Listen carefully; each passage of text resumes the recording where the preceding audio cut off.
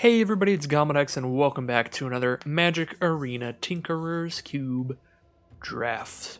We've got a pretty spicy pack here. Let's see what we can build out of it. We've got Vraska's Contempt, really nice removal spell, exile whatever you're hitting and it can hit planeswalkers at instant speed and you gain a couple life. So you can trigger life gain cards like Famished Paladin in a life gain deck. Vraska's Contempt's pretty sweet. It's pretty open as well. We're going to run that in any black deck that we play. Tybalt's probably one of the better red cards in the cube as well. It's just really nice to be able to shut off all of the life gain running around.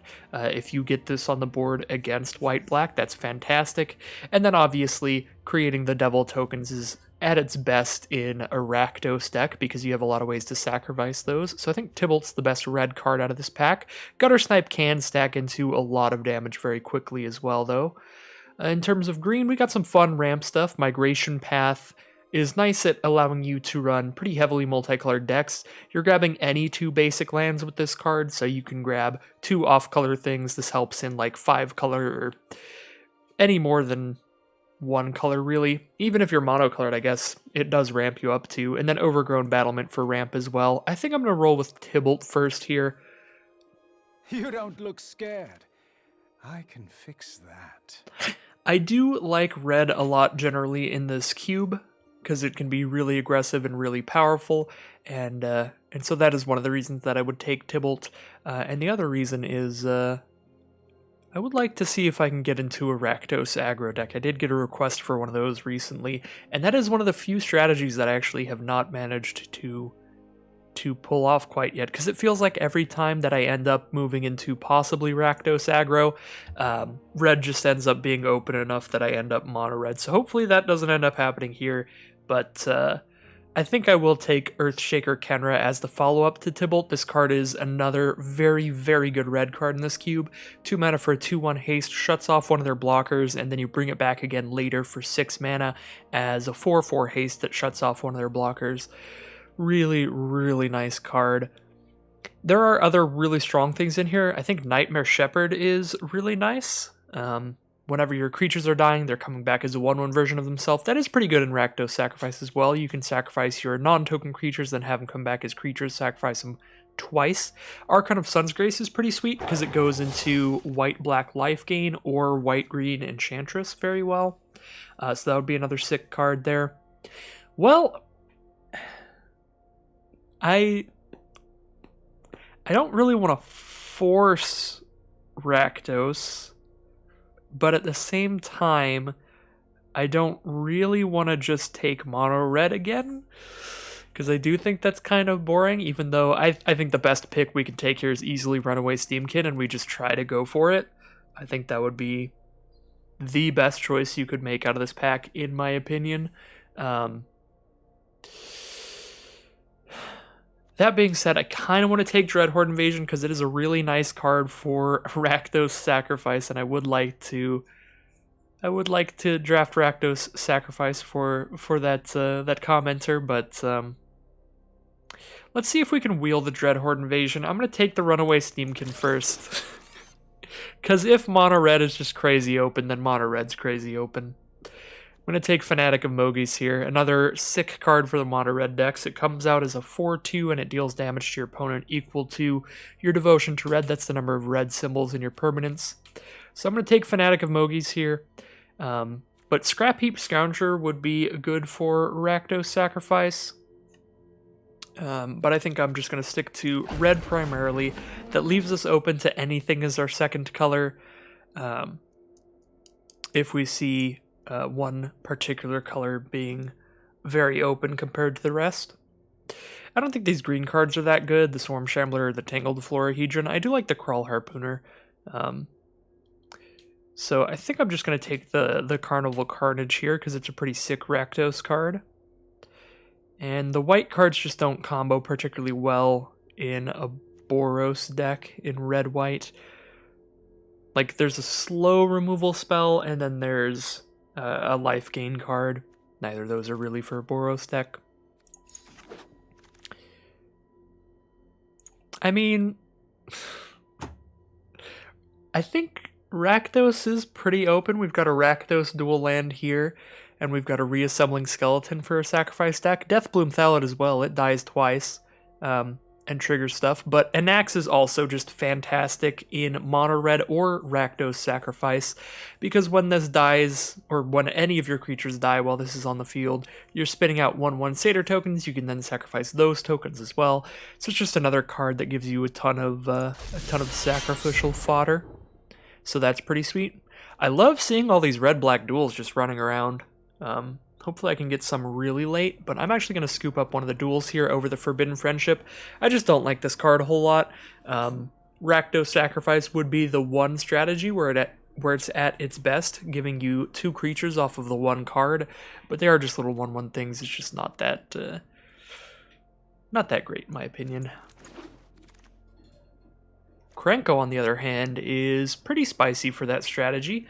Whenever Krenko attacks, put a +1/+1 counter on it, then create a number of 1/1 red goblins equal to its power. So the first time it attacks as a 2/3, and you spit out 2 goblins, and then the next time it attacks as a 3/4, and spits out 3 goblins. So this can really quickly give you a lot of tokens. So this is actually really nice in mono red or Rakdos. Slaughter Priest of Mogis is actually like... I really just don't like this card. I think it's just such a weak sacrifice outlet. Even if you're Rakdos Sacrifice, that I'm just going to take the land over it. I think there's just a lot better things you can do. The Lampad, 1 and a black for a 1/3, sacrifice a creature and drain your opponent for a life. I like that card better.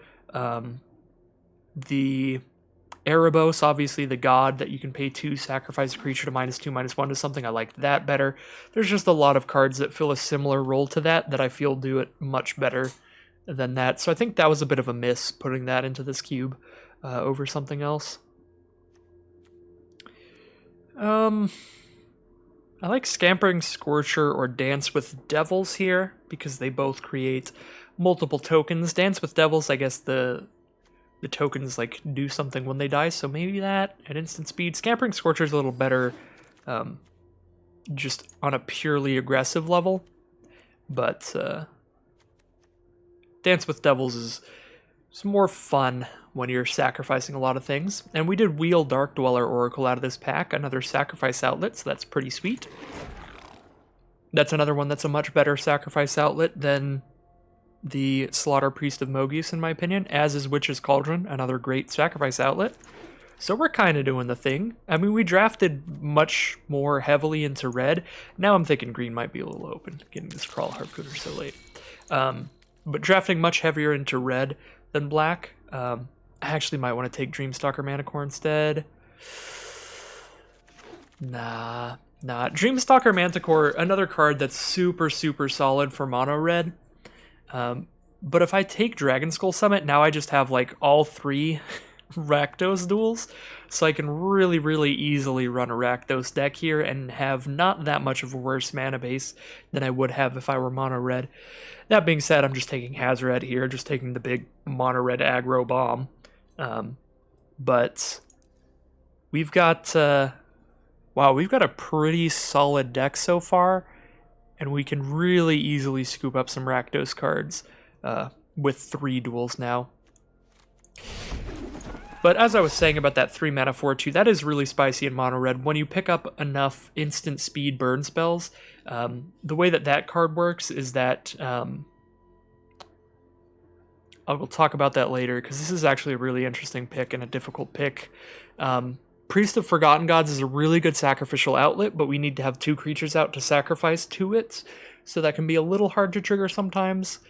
Chandra is really good at providing you the fodder to sacrifice to things like that, giving you 2 1/1 red elementals every turn off of her second ability. And she also just has other powerful effects, mainly just the -2 to cast things out of your graveyard. And then there's also Angrath. Amassing 2 twice and giving your whole field menace is pretty aggressive and gives you tokens to sacrifice. Hopefully I can take Chandra and wheel the Priest. I feel like Chandra's less likely to wheel. I think there should not be anybody else in Rakdos based on everything that I've scooped out of the packs. That might have been pretty bold. This is another difficult pick. I'll talk about the 3-mana 4/2 Manticore thing if I remember and I have time, because we've got a lot of difficult choices ahead of us. So Castle Embereth is really nice when you spit out a ton of tokens to buff up your whole field, like when you're spitting out Anax tokens and Chandra tokens and Devil tokens and all that.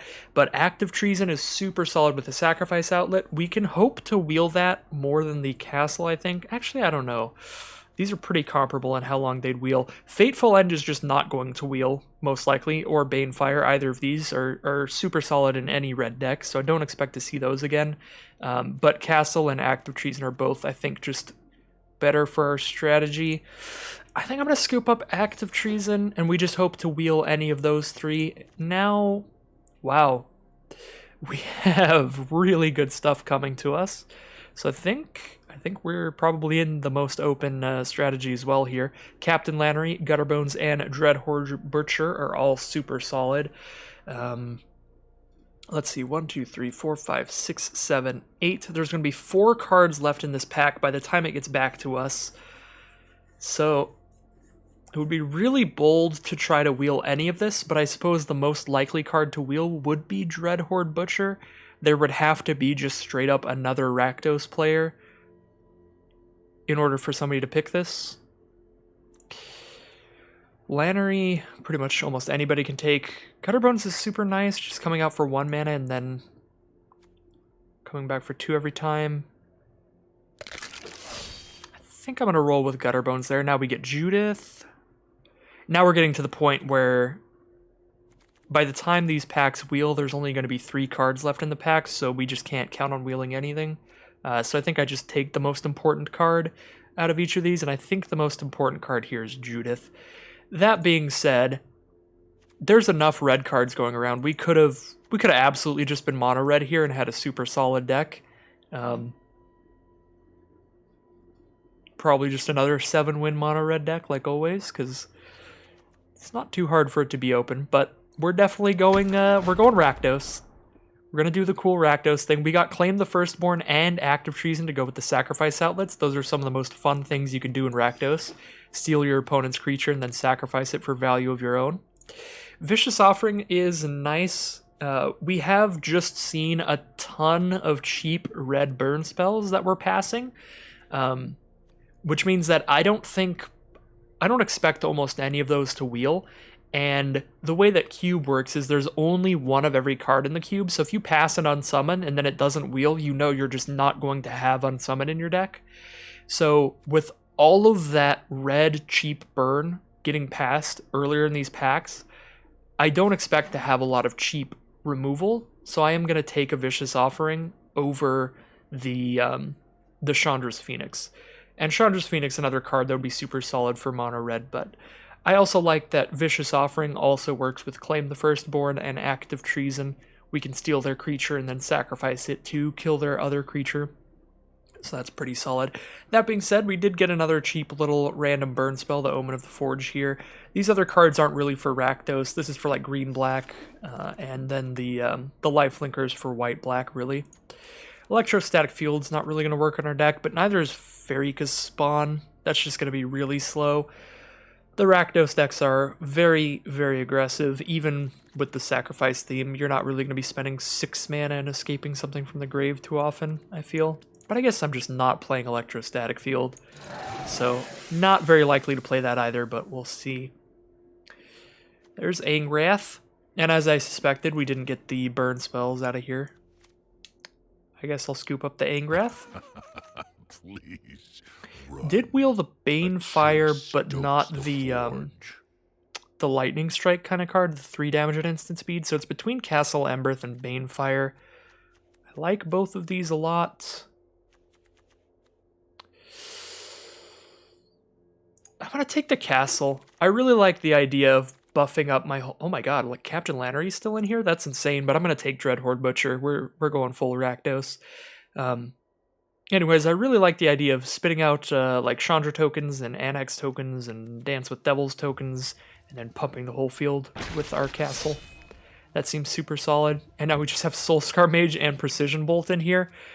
I guess we are wheeling some of the cheap burn, but Soulscar Mage is just really scary. So I'm taking that.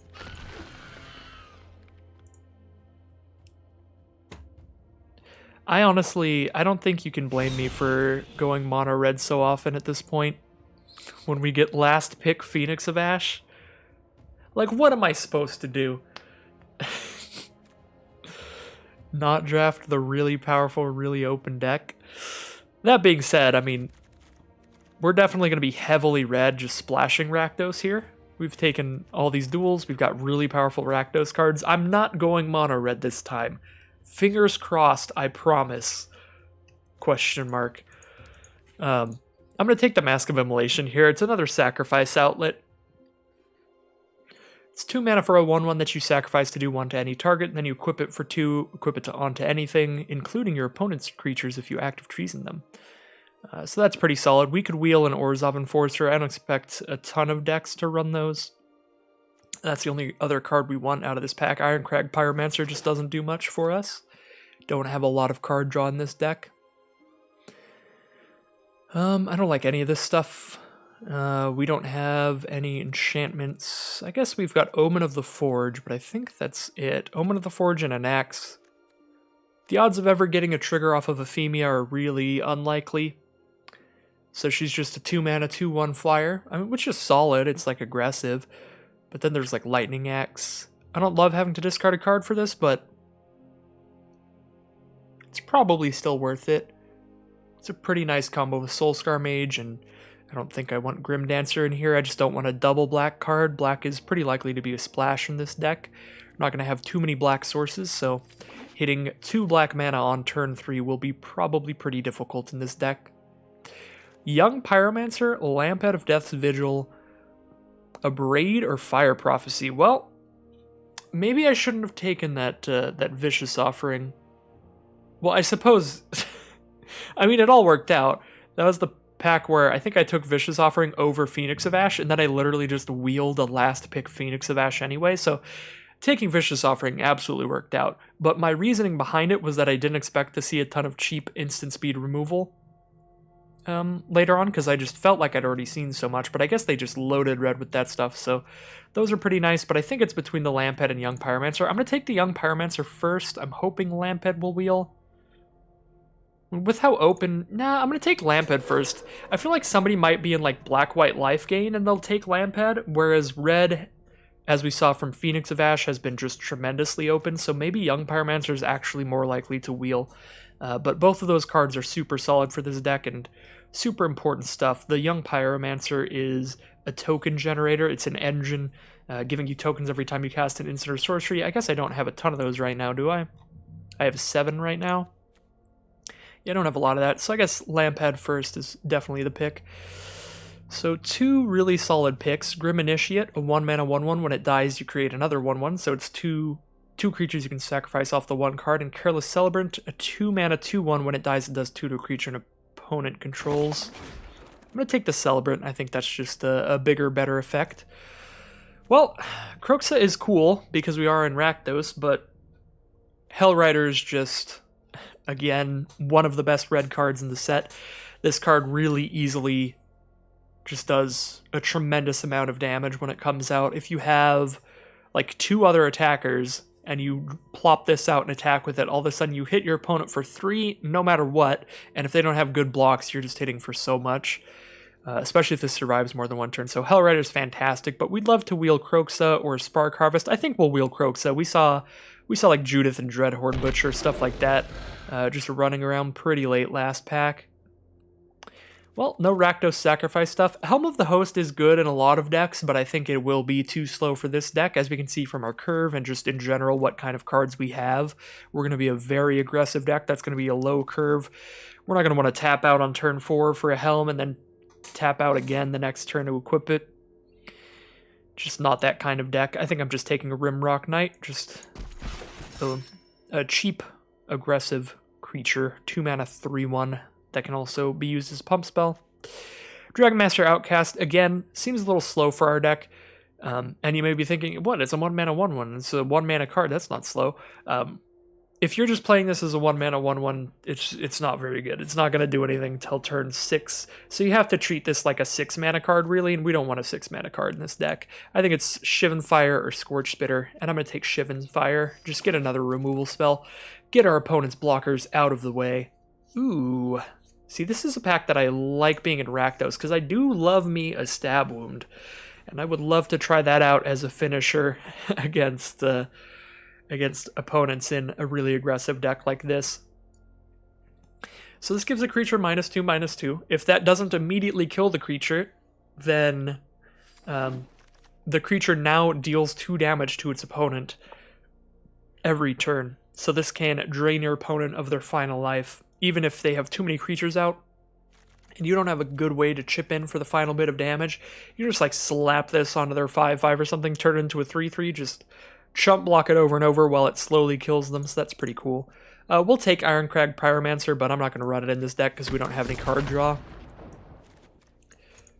And now I'm just taking nothing. I guess I'll take Collision because I could potentially cast that to do 6 to a flying creature. We did wheel the Young Pyromancer, and I have taken some more instant sorceries. I have 8 now. I think it's definitely going to be Pyromancer over Fire Prophecy at that point.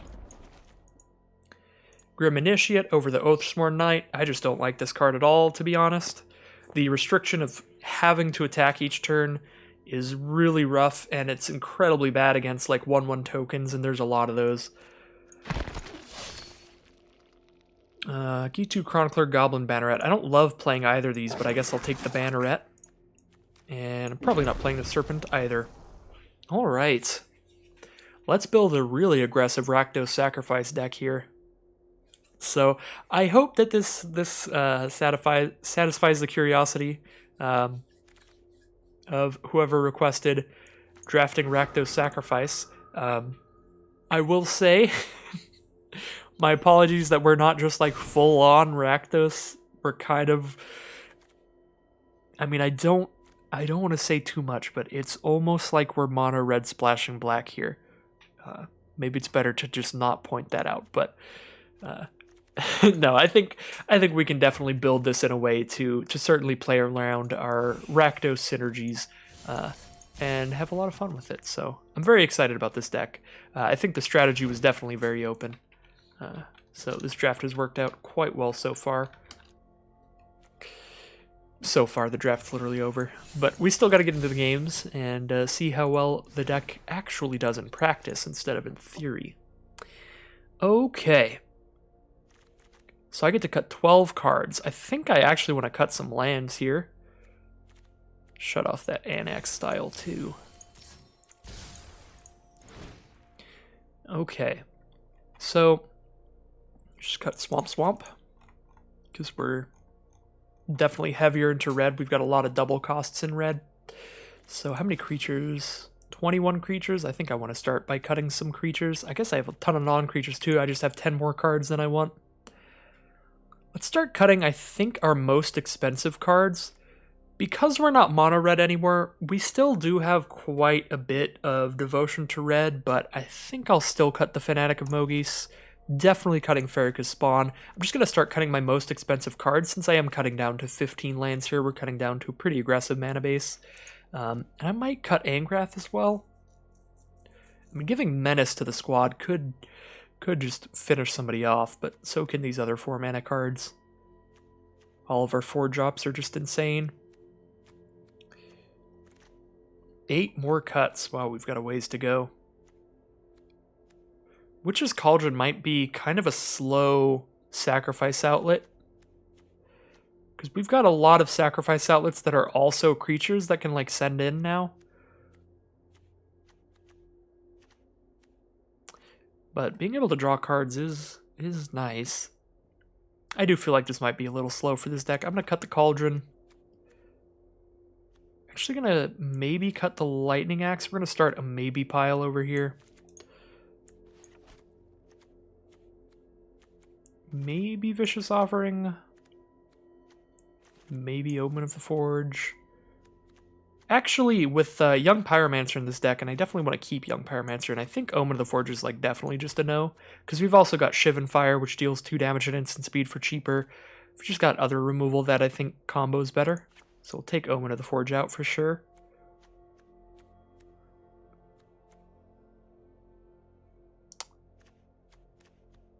I don't even know how much I want Carnage in this deck. I feel like I just ramp out 1-drop into 2-drop into 3-drop really aggressively, and then on turn 4 I really want to just hit just a big bomb card that just kills them, like Hazoret or Hellrider or Ingrath giving everything menace. So I think where did it go? Oh, there it is. I think I kind of want to take Carnival Carnage out here, because I don't know how much I care about making them discard cards. In a really aggressive deck, you're really just trying to kill your opponent before they have time to cast all their stuff. So by the time I'm casting a Carnage on turn 4, they probably still have like 3 or 4 cards in hand anyway. I don't know. I'm going to take out the Carnival Carnage. You know what I'm noticing about these cuts? I'm just kind of converting it into mono red even more. That being said, I think the only thing that I cut that's like really for Rakdos Sacrifice would be like Witch's Cauldron, but I've got plenty of other sacrifice outlets, so that's fine. Carnage is a Rakdos card, it's just not like the synergistic Tinkerer's Cube Rakdos archetype card. It's just a good card in Rakdos. Okay. I think I'm going to keep all of my black cards at this point. I think they're all super solid, so let's start cutting 5 more cards. Let's just cut 5 red cards. I think Banneret is a little weird in here. It doesn't combo as well as everything else.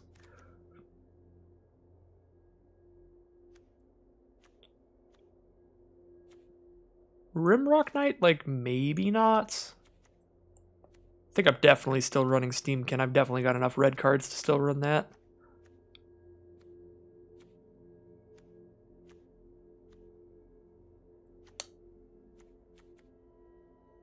Still have to cut 4 more cards. Oh my goodness. But I could even just do like cut, and then my average is 2.3. You know what? I'm gonna cut Dance with Devils and a land. This is the 14 land deck. That's really not a lot of lands, but I mean, our average mana cost is 2.2. With 14 lands, that's still what? I am so bad at percentages. 14 out of 40 cards.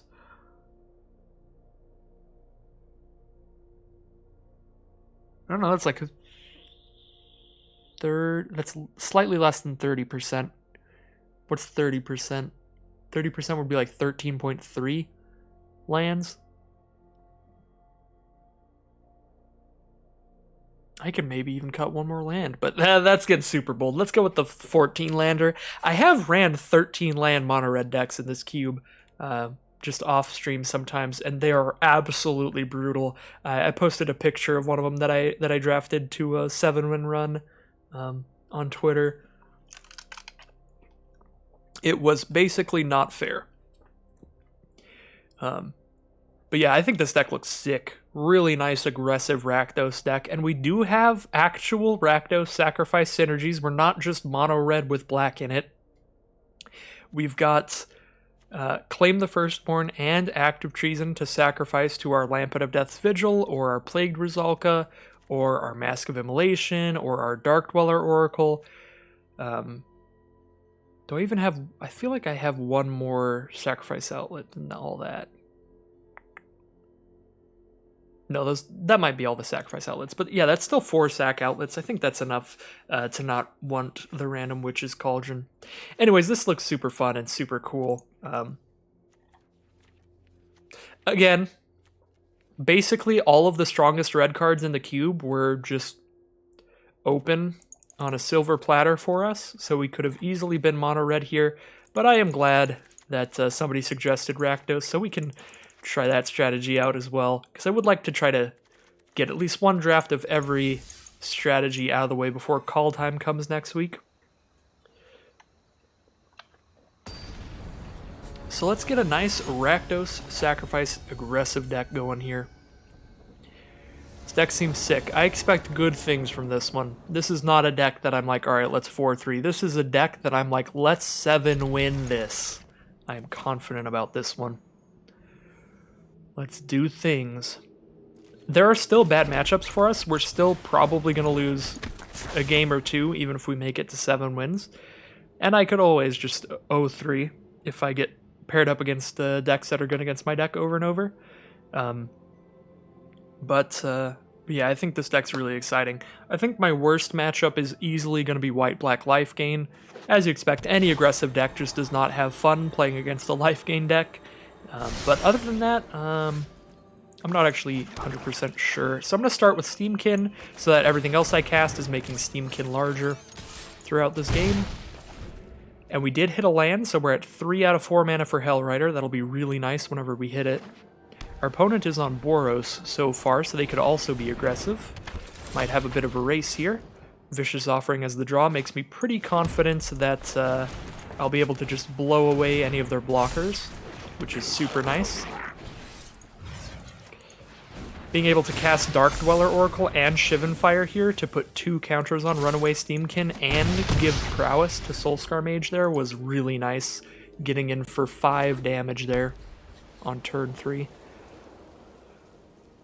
And now I don't even need to hit a land to cast Hellrider. If I hit one more red spell, my Runaway Steamkin will have 3+1/+1 counters. I can then remove all the counters to add 3 the turn after I do that. Spend that 3 mana alongside my lands to cast the Hellrider. And oh yeah, with Chandra as the draw, that's probably the plan. I kind of want to kill the Hero of Nyxborn as well, but then I don't have the mana for the Steamkin. What I could do is cast Chandra and then spend the 3 Steamkin mana to cast a Shivan Fire for my grave on Hero of the Nyxborn. Then Soulscar Mage is 2/3, Runaway Steamkin is 2/2. I think that's the play here because it is really aggressive and it gets damage in. But it is sad not to have the guaranteed Hellrider next turn.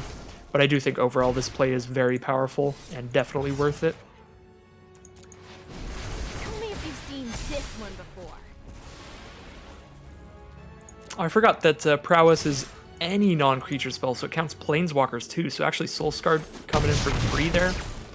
They do take the chump block. But yeah, that was a really sweet turn. Chandra, a fantastic draw there. Well, I'm pretty confident if I hit a basic land for Hellrider that there's just no play they could possibly make that survives here. I guess Mountain into the 3 mana Wrath that does 3 to all creatures could do it. Let's see, they're at 10. Yeah, I just kill them with Vicious Offering then. Play that to give a +1 to Runaway Steamkin. Play some hasty creatures, kill their 1 blocker. You guys are great. Just in case they have a pump spell, might as well sacrifice Grim Initiate because it can't attack this turn anyway. And send them all in for 10. I don't know how to do math, that's 9. Either way, I think we do. We still play that line exactly as I did. Maybe don't sacrifice the Grim Initiate if that's the case. But just in case they had Integrity and Intervention, that is a card you definitely expect to see in Boros aggressive decks. The Integrity side of that card is a 1 mana instant to give +2/+2 to any creature. I'm actually about to discard Hellrider. It's going to be a sad day, but this is super guarantees lethal.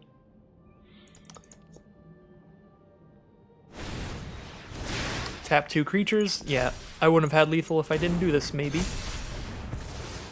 No, I would have still... There at 1. I would have had lethal either way, but... Just playing it super safe.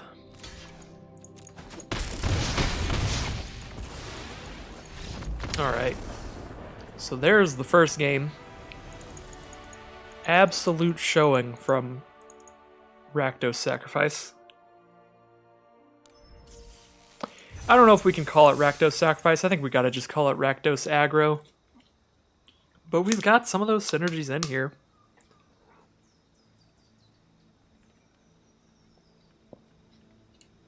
I think someone was definitely taking cards like Blood Artist and the 4-mana flying version of that for a black-white life gain deck, because those are some key cards for black-red aggro. But you don't see them so often because people draft black-white life gain so heavily that people will take them for that deck as well. Blood Artist is whenever a creature dies, you drain your opponent for 1 life, so they take 1 and you gain 1. And then there's a 4-mana 2/2 flyer version of that. Blood Artist is a 2-mana 0/1 that does that. But those are some of the cards that are super nice in Rakdos aggro, but you don't get them super often.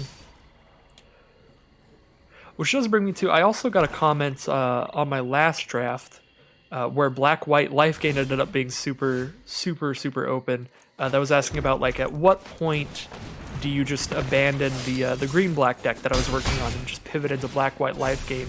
And I think the thing was, because of how heavily drafted and how popular black-white life gain is in this cube, as you can see my opponent's playing it right now, I literally never expect it to be anywhere near that open. So it just caught me so dumbfounded. Plus, like, I'm just never going to pivot into that deck unless I'm 100% certain that it is wide open. So by the time that I was certain it was incredibly open, I feel like it was already a little too late to try to pivot. But certainly, like, had we taken some more white cards earlier in the draft, yeah, we absolutely could have pivoted into there. I think that would have been the best way to do that draft. Do I want to sacrifice the Butcher and just kill their Bugler? I don't think I do. I think I just want to sacrifice Gutterbones. Because I want to keep getting the Dreadhorde Butcher larger. Even though I could sacrifice the Butcher and then I'm doing 3 damage to one of their cards. That would be sweet, but I don't know. I also like just making it absolutely massive. And now I can just cast Hellrider, but then I'm just running Kenra into it. Hellrider would be sweet. I could also play Pyromancer and bring back Gutterbones. They're at 11. I don't think it really matters what I do. I think they're going to die regardless. 3, 4, 5, 6, 7. I could also Active Trees and just do 7 to them. That I don't cast anything else. Just got a Young Pyromancer and Gutterbones, I think.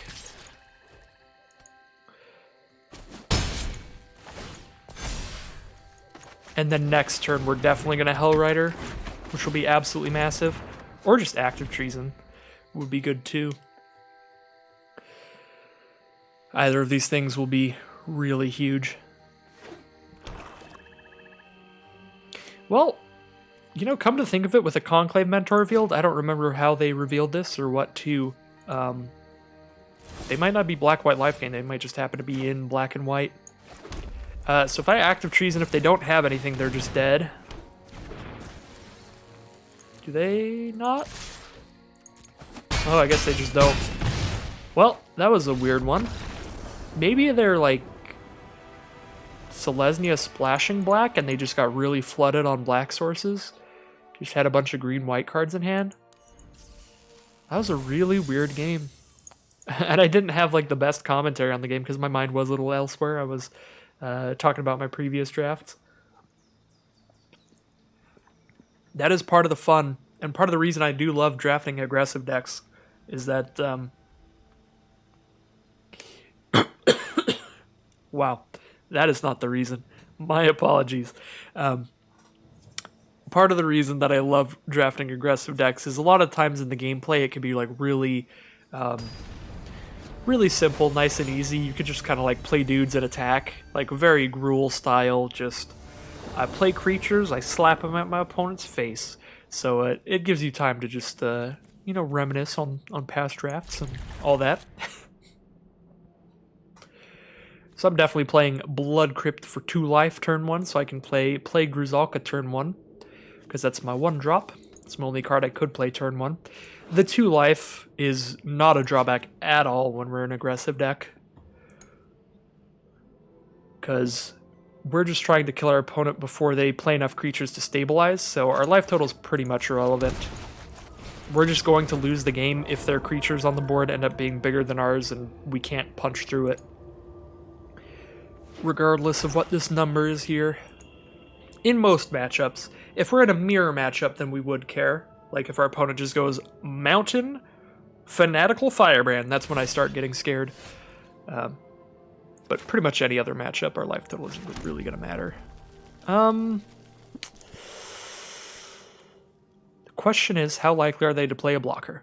Because if they play a blocker later, I can use this to shut off the block and get through with all my creatures, but if they don't, then I just play this now, get in for extra damage this turn and next turn. I'm just going to play the 2/2 without haste, and presume that they will play some kind of 2-mana blocker this turn, and then I get to get in with everybody. I suppose even if they play blockers, I could start sacrificing things to kill their blockers, depending on how large they are, and how much I value my creatures.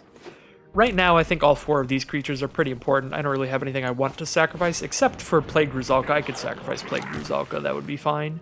They might even just shoot my Ruzalka. Ooh, dead weight on Dark Dweller Oracle. It does look like it's a mirror match. And I love how exactly what I said I would be scared of just happened, except it happened on turn 2 instead of turn 1. Alright, well, Dragon Skull Summit. Active Treason on Firebrand would just kill it. I don't even need a sacrifice outlet to kill it, so that's cute. I don't really want to trade that for Active Treason, though, because with Plagued Ruzalka on the board and Lampad of Death's Vigil in my hand, this Active Treason is going to kill any creature whenever I play it, because I've got multiple sacrifice outlets, even if they kill Ruzalka. That being said, I kind of want to just use Ruzalka to kill the Firebrand. I think I'm going to do that. I think I'm going to use my Plagued Ruzalka to kill their Firebrand, so they can't use their Firebrand to kill my Earthshaker Kenra. That being said, even if they use it to kill Kenra, I am only 2 mana away from eternalizing it. I've got the 4th land in hand.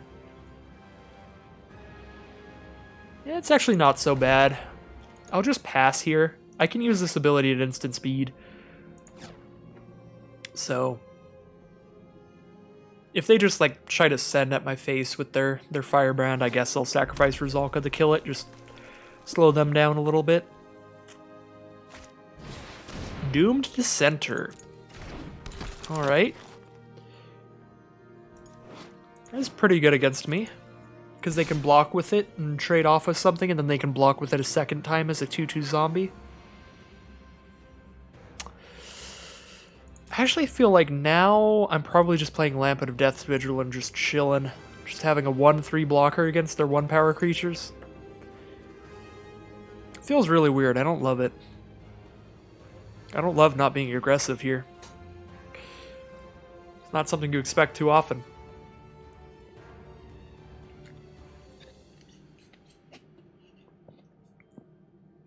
This never happens, I swear. It's just the Rakdos mirror match, you know?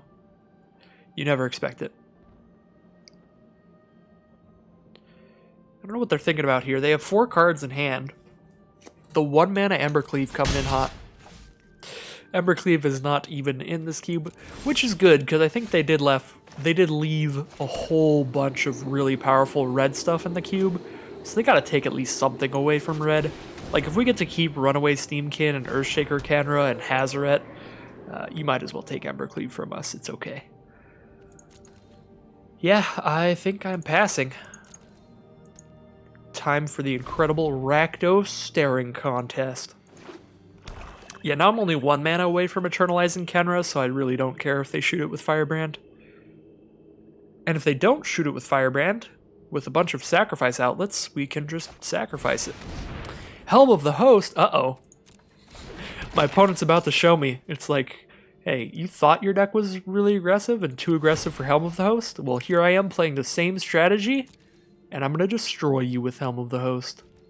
That would be pretty embarrassing. That'd be the real way to show me. So, I can't Plague Ruzalka the Firebrand because they can sacrifice it in response. So I guess I just go to my turn. Tybalt. It's pretty cool.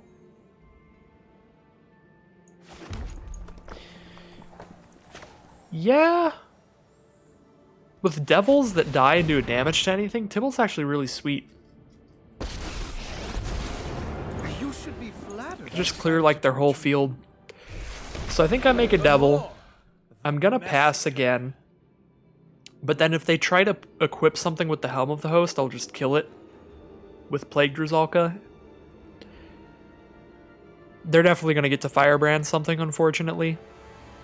But I can use Plague Druzalka to give like Doomed Dissenter -1/-1, and then use the Devil to do a damage to their Firebrand.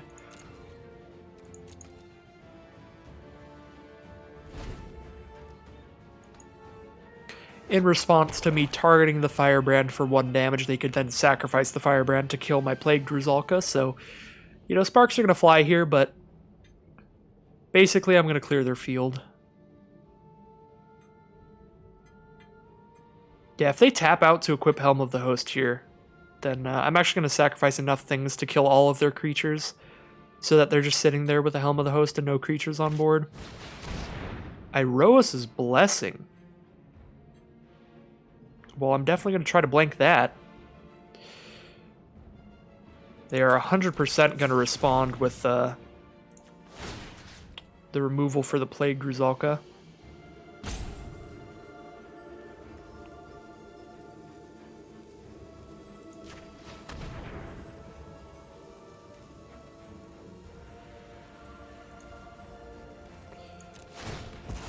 Yeah, you can have a 2/2 zombie, I guess. And my Plague Druzalka will die here.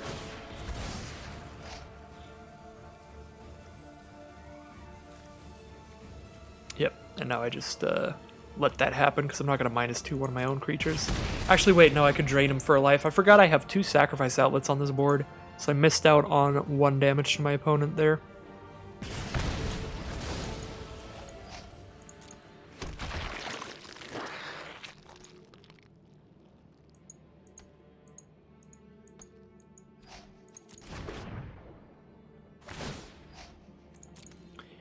Alright, so they just have a 2/2 zombie. I still don't really want to active treason that, but I'll definitely send in Earthshaker Kenra against that.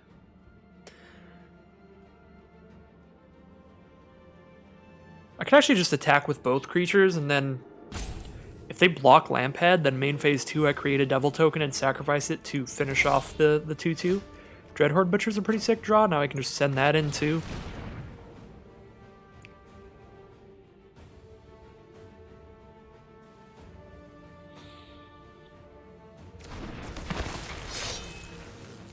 I'm actually fine with trading Dreadhorde Butcher for this zombie just so they can't suit it up with the Helm of the Host, and then whatever creature they play next turn I can active treason that and get it out of the way. So I'm fine with this trade. While the Dreadhorde Butcher would keep getting bigger later in the game, so it is like a massive threat that I'm losing here. I like pushing in with the momentum, knowing that I can deal with whatever they play next turn with this active treason. I think the only thing that could go really poorly for me is if they manage to draw like a 1-drop and play a basic land. They could play a 1-mana creature and then spend 5 to equip the Helm onto it. That would be about the only thing that would be bad for me, because then they'd have 2 creatures in the 1 turn. But yeah, that Piper of the Swarm I'm absolutely going to kill. They only have 4 mana towards equipping, so they can't suit that up this turn. Looks like I'm about to clear all their blockers out of the way. And with the Piper, it's really cute too, because I get to make a rat token while I own this card, so I'll get to keep the rat forever, even if I sacrifice the Piper. So they're exiling Tybalt. Okay.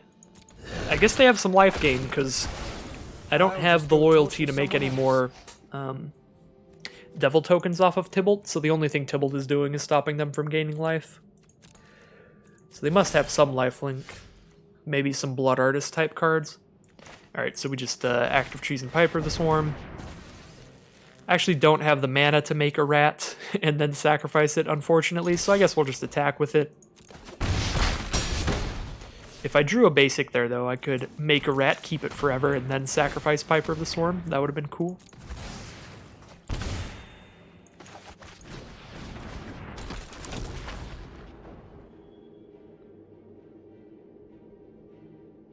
So our opponent is now on to top decks. They've got to draw some serious gas sitting at 9 life.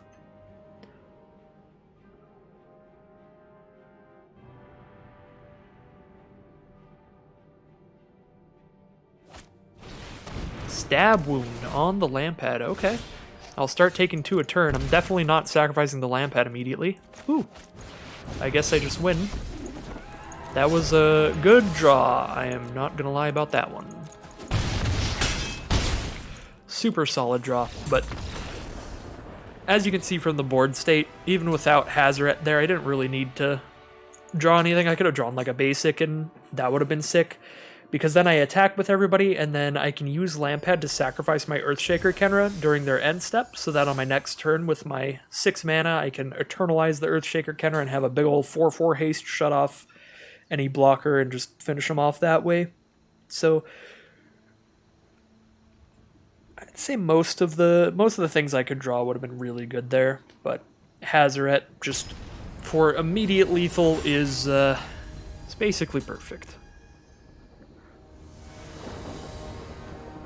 All right, so we're heading into round 4. Definitely need to hit a black source. I don't remember how many I have. Let me check. 2, 3, 7. I have 7 black sources. I feel like I need to draw a black source like really quickly for this hand to work out, because otherwise I just play Soulscar Mage and I'm waiting for Hazoret. I'm gonna mulligan that one. I think this is a little more keepable, but I don't love it either. But I'm definitely gonna keep it, get rid of a swamp, because all my black cards only cost 1 black mana, so we only need the 1 black source like Dragonskull Summit. The Ozolith. So all of their stuff that has counters on it, when it leaves the battlefield, the counters go onto the Ozolith, and then the Ozolith puts the counters onto something else later, which is super cute. If I Mask of Immolation, if I draw into a land, I can kill whatever they play next turn with Claim the Firstborn, which is cute.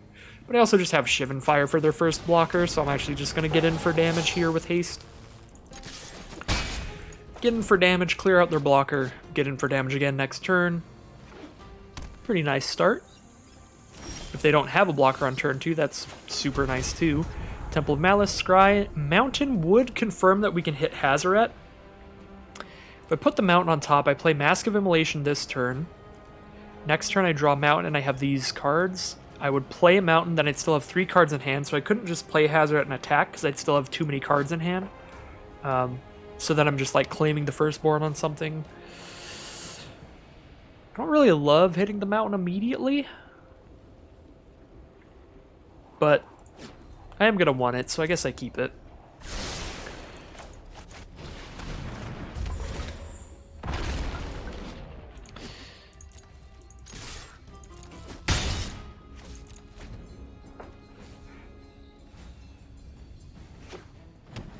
So I was thinking about putting the Mountain on the bottom, because it's like I can wait a bit to hit my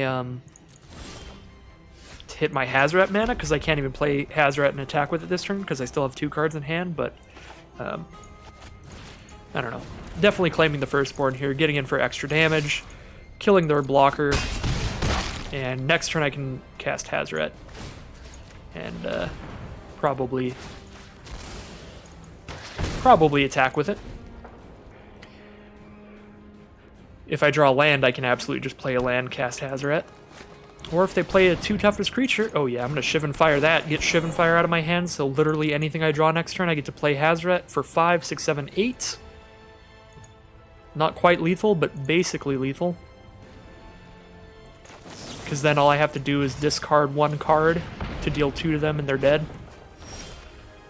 Hellrider? Is that lethal? 1, 2, 3, 4, 5, 6, 7, 8, 9. Oh, wow. Look at Hellrider being better than Hazoret the Fervent.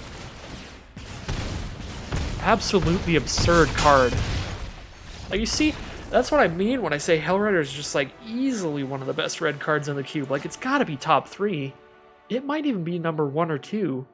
Because we've just seen, in this scenario, it's better than Hazoret. And I feel like in a lot of scenarios it's better than Hazoret. Because Hazoret, you specifically have to have only one or less cards in hand to be able to attack with, whereas Hellriders just can always attack, and Hellrider's pinging your opponent even if they block all of your creatures. Hellrider's just insane. Definite keep here. We clearly want to hit another mountain, so we can play Krenko and Anax, but without that, we still got a really solid start. Soulscar Mage into Dark Dweller Oracle, then claim the Firstborn on whatever creature and sacrifice it to the Dark Dweller Oracle. That's a really solid thing that we can do for turn 1, turn 2, and turn 3, even if we hit no more lands. That's how our curve goes, because turn 2, play the Oracle. Turn 3, it only costs 1 to claim, and then 1 to sacrifice. So it's pretty perfect. Now we have an Earthshaker Kenra here as well. I don't really need to shut off a blocker here, so I'm going to play the Dark Dweller Oracle and just send in for 1.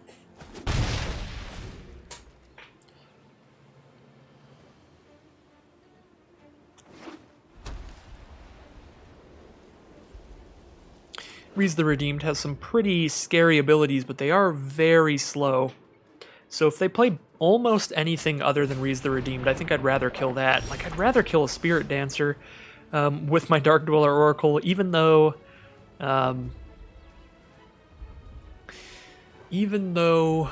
it gets in for 0 damage when I steal it. That being said, I'd love to just play an Earthshaker Kenra and get aggressive, but I don't really want my opponent to play like a Squire's Devotion. Any aura that gives lifelink here would just destroy me when this is getting +2/+2 and they're drawing a card off of every time. I think I'm just going to steal the Spirit Dancer. And then I'll sacrifice it to the Dark Dweller Oracle. If we hit a land, that would be cool. Because we can actually play lands from the top with this. But if we don't hit a land, obviously we can't. We don't have any 0 mana cards in here. Oh, that's so good. That was super solid. Very lucky hit off of the Dark Dweller Oracle. See what they have on turn 3. Llanowar Visionary. Alright. Probably going to Earthshaker Kenra so that that can't block, especially if they attack with Rhys the Redeemed. Because now I just know they can't block with anything. I have 4 mana, so I get to send out Dreadhorde Butcher 2. Beautiful draw. Butcher goes up to 2/2 status. Whenever Butcher dies, it does 2 damage to anything now. Really sick curve this ended up being. Hitting that mountain off of the Dark Dweller Oracle was so good, because that meant that we got a mountain last turn, and then we drew into the swamp this turn, so we got to play 2 hasting creatures. That was absolutely phenomenal. I think that's the first time I've been like really excited by what my Dark Dweller Oracle hit. Usually I'm just sacrificing creatures to this because I want to sacrifice a creature. I feel like it's very rare that I've like cast something and been like, oh yeah, thank you. That was awesome, Dark Dweller Oracle. Really just feels like a sack outlet most of the time. Alright, well, Cartouche of Strength, goodbye, Dark Dweller Oracle. Thank you for your service. Yeah, they're gone. A little sad. Actually, Soulscar Mage. Wow, Soulscar Mage putting in work there. I didn't even realize.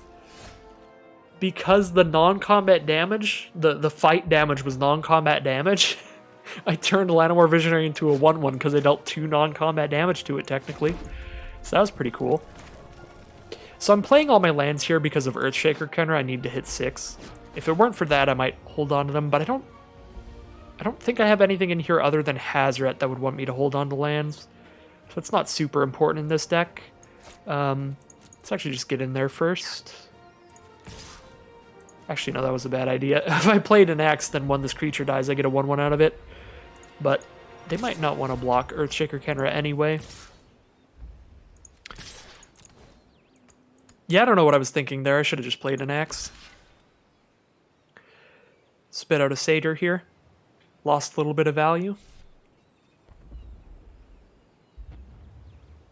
If I were my opponent, I'd probably double block Soulscar Mage here.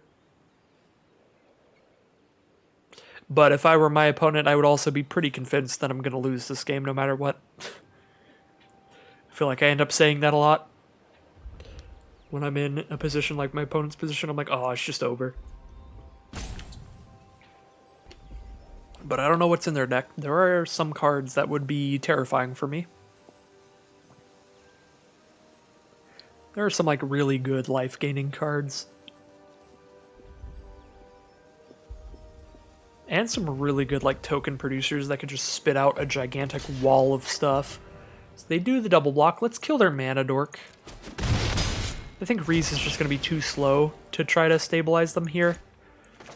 Could just play Krenko instead of an axe. I think that was probably what I was thinking by not playing an axe first, is that maybe I want to play Krenko over it. But I mean, my devotion to red is 2 still, so an axe comes out as a 4-power creature.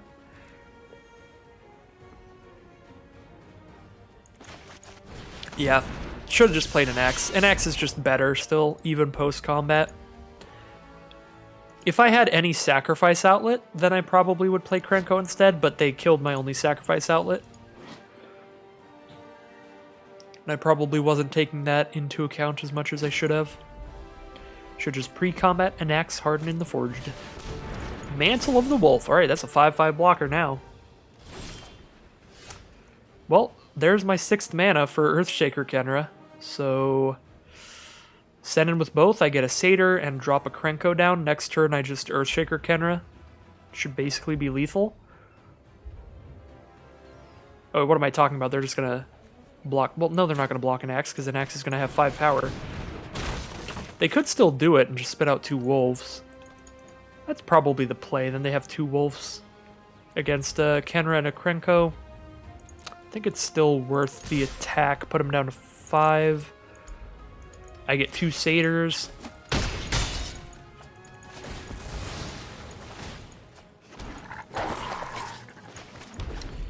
I've still got quite the field here.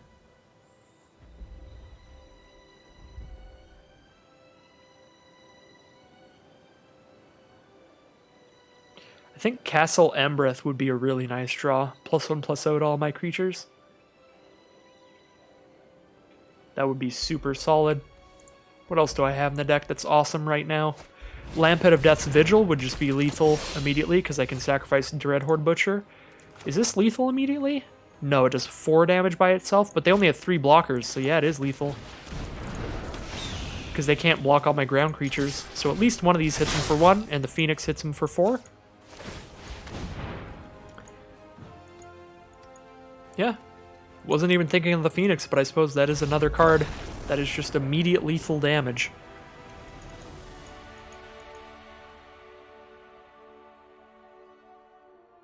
Really nice stuff there. Definitely a pretty big misplay not dropping down an axe main phase 1 earlier in that game. But other than that, this deck has been super solid. The gameplay's been pretty solid. 5 wins and no losses so far. Can we just run straight to victory? 7-0, no losses. Didn't trip, didn't miss a beat. That would be pretty incredible. But I do think this deck is quite solid. Well, yeah, this hand's pretty perfect. I have no 1-drop, so I get to just play the Temple turn 1. Turn 2, I probably play Runaway Steamkin. Turn 3, Judith. But these are all subject to change based on what our opponent plays. And it's nice to have the other options. Like, turn 2, if I need to, I can play Lampad instead. Turn 3, if I need to, I can play Tibalt instead. Active Treason's pretty sick. I've got the Lampad, so I've got the Sacrifice Outlet to steal any of my opponent's creatures and then sacrifice it to this. Really nice. Legion's Landing. This may be the exact card that I would have to see to want to play Lampad turn 2 and then Tibalt turn 3 instead. Because I want to have a blocker big enough to stop that from sending in here. Question is, how badly do I want that? I definitely want to play Tibalt on turn 3.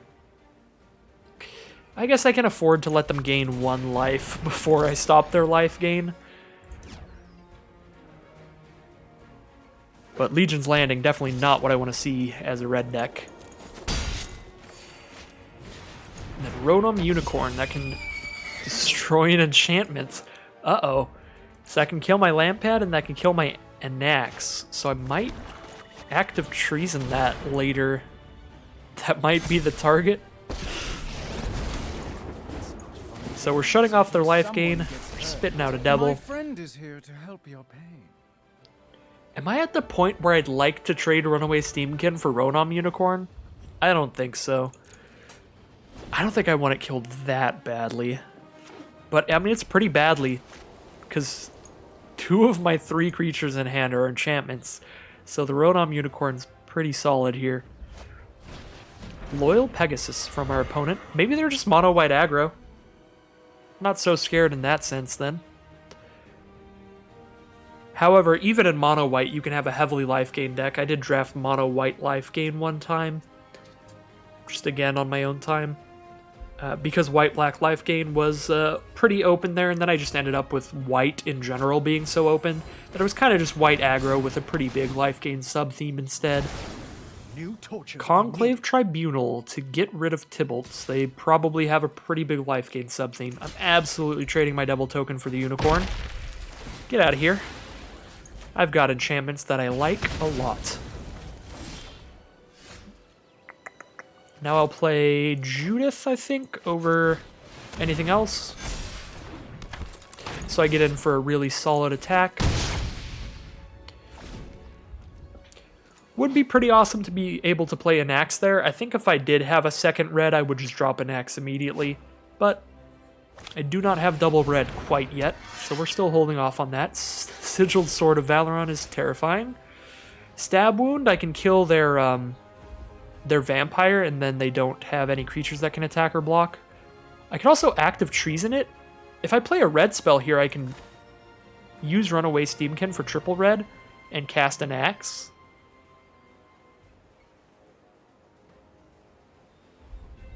I could also go triple red and then cast active treason.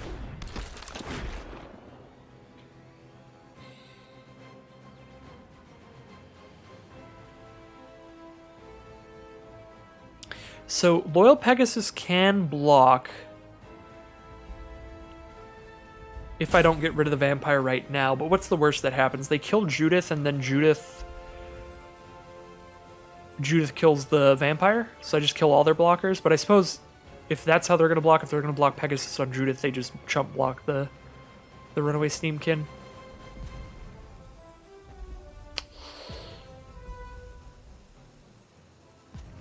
Yeah, let's get an axe down here.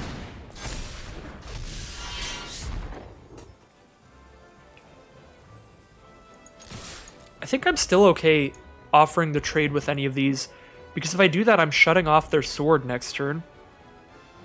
Because if either of these dies, it does 1 damage to any target. So, however they block here, if they're killing one of my creatures, I'm killing all of their creatures. And then the Sigiled Sword can't be spitting out night tokens.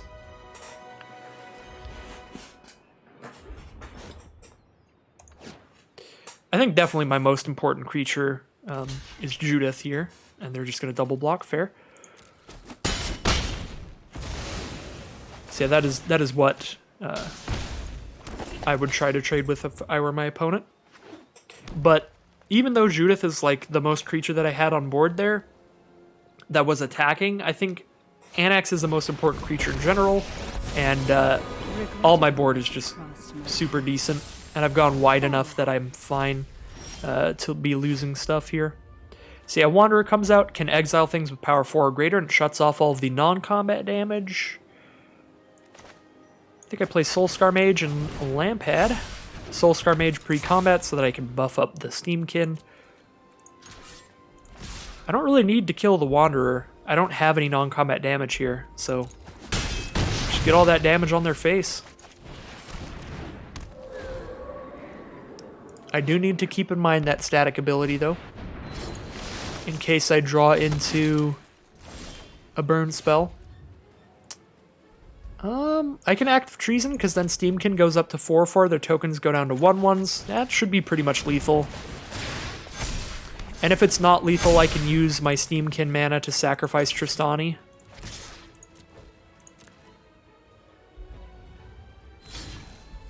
Oh yeah, and Tristani buffs my whole field +1/+1 now. So take 3, 4, 5, 6, 7. That's just lethal because of the Steamkin mana.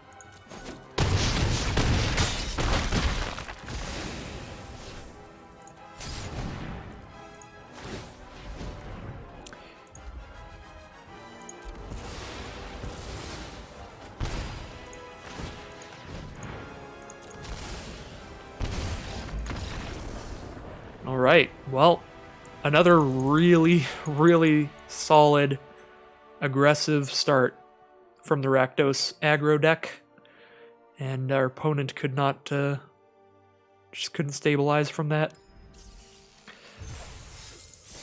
So 6 wins and no losses. We're heading into possibly the final round if it's a win. If it's a win, that'll be a 7-0 Tinkerer's Cube draft here. So, you know, whoever suggested drafting Rakdos Sacrifice, I might owe you some gold. Because I forced it a little bit at the start, but then it ended up being really open, and we ended up with an incredibly solid deck. I suppose just red was incredibly open here. If no one had suggested that I draft Rakdos Sacrifice, I probably would just be in mono red right now and having a pretty similar experience. Last pick. I forget what the Phoenix is called, but that 3-mana hasty Phoenix thing. Still pretty crazy to me. Alright. The final boss. Potentially. If I lose, I get another retry on the final boss. I actually get 2 retries because I haven't lost a game yet. I think this is super keepable. I have both of my colors. I got the turn 2 Kenra. I have claimed the Firstborn with 2 different ways to sacrifice things. I'm liking this start a lot. Alright, opponent, what have you got? They've got a mulligan into a green source. Alright. A mulligan from our opponent is already a good start for us, especially since they're on the play. Because that means they don't draw a card on the first turn either. I think I just drop down the Kenra and send in. Because if they play something that's good enough to block the Kenra without dying, I can just steal it with Claim the Firstborn and sacrifice it to the Plagued Ruzalka. Could also just stab wound it now and save the Act of Treason and the Claim the Firstborn for later.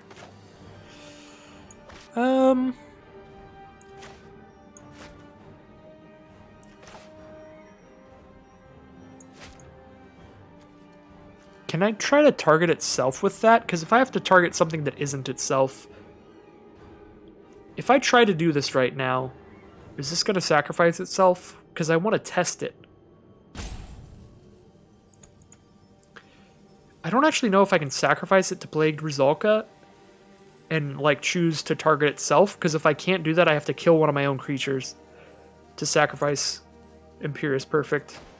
So I'm just going to play it safe here. I really don't love this, but I'm going to stab wound Imperious Perfect just because I don't know if I can sacrifice the Imperious Perfect without targeting one of my own creatures to get -1/-1. Knight of Autumn. They're going to gain life or make a 4/3. Ooh, I'm so happy they made a 4/3 because that is a bigger attacker now.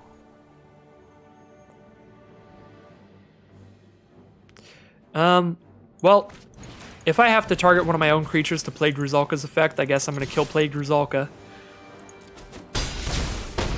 But now's the moment of truth. Okay, you can target the creature that you're sacrificing, so I didn't have to kill my own creature. Alright. Good to know. I played it safe there, but I'm still pretty sure that we've just made it into a 7-0 run with Rakdos aggro. I mean, we won by active treasoning and sacrificing their dudes. So, 7-0 Rakdos Sacrifice? Will you give me that one? Can I call it Rakdos Sacrifice? I think I can. I think I can. Really solid Tinkerer's Cube run. Absolutely phenomenal deck. Not a ton to say here at the end, mainly just, as I said before many times in this cube, I think the aggressive red cards in this cube are absolutely fantastic, so anytime they're open, I love hopping onto that bandwagon. And we certainly hopped onto that stuff, and we got a lot of the best red cards in the cube. Hellrider, Hazoret, Anax, Phoenix of Ash, Chandra, really great red stuff. And then the super solid Rakdos aggressive cards like Dreadhorde Butcher, Judith, along with a little bit of the sacrifice combos of sacrifice outlets like Lampad, Plague Druzalka, Dark Dweller Oracle, with some treason effects like Active Treason and Claim the Firstborn. Really fun deck. Really powerful stuff. And cutting down to 15 lands was definitely the right choice there. We were definitely aggressive enough to go really low curve, so super solid deck. Nice 7-0 run. Let's see what our 3 prize cards are. Gems. If they were all gems, I would be super happy. Skyship Stalker. Super solid limited card, not seeing much play in Constructed though. And our uncommon is Mortify. Really solid card there too. Well, that is going to end today's Tinkerer's Cube draft video. As always, I would like to thank you all so much for watching. If you want to see more Magic Arena drafts, stick around right where you're at. You're at the right place. Like, comment, subscribe, all of the goodies. And I will see you next week for a lot of Kaldheim, but I'll see you tomorrow in the immediate future for some more Tinkerer's Cube. So thank you all for watching, and I'll see you tomorrow.